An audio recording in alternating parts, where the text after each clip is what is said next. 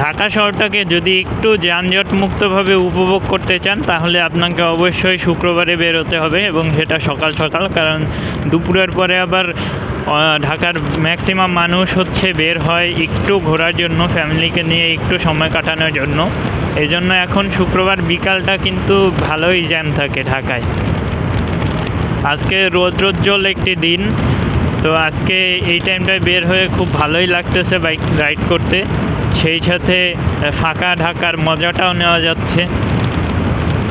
নতুবা এই রোডটায় এখন এই টাইমটাতে যদি অন্য কর্মদিবস হতো তাহলে কিন্তু প্রচুর পরিমাণে জ্যাম থাকতো, যেটা আজকে নেই বললেই চলে। গাড়ি ঘোড়া খুবই কম, কারণ শুক্রবার সকালে সাধারণত মানুষ একটু বাসায় টাইম কাটায়, কিংবা এটা আজকে অফিস না থাকার কারণে মানুষ তেমন একটা ঘর থেকে বের হয় না। কিন্তু সপ্তাহের অন্যান্য দিন কিন্তু আপনি এরকম ঢাকা পাবেন না।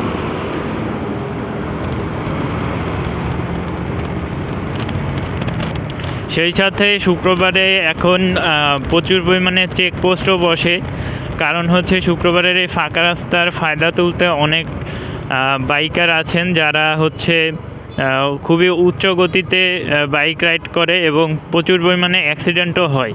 বিশেষ করে 300 ফিটের দিকে শুক্রবারে কিন্তু বাইকারদের মেলা বসে যায়। তাই এখন যাতে বাইকাররা অনিয়ম করে বাইক রাইড করতে না পারে, সেই জন্য কিন্তু এখন ম্যাক্সিমাম জায়গায় শুক্রবারে চেকপোস্ট দেখা যায়।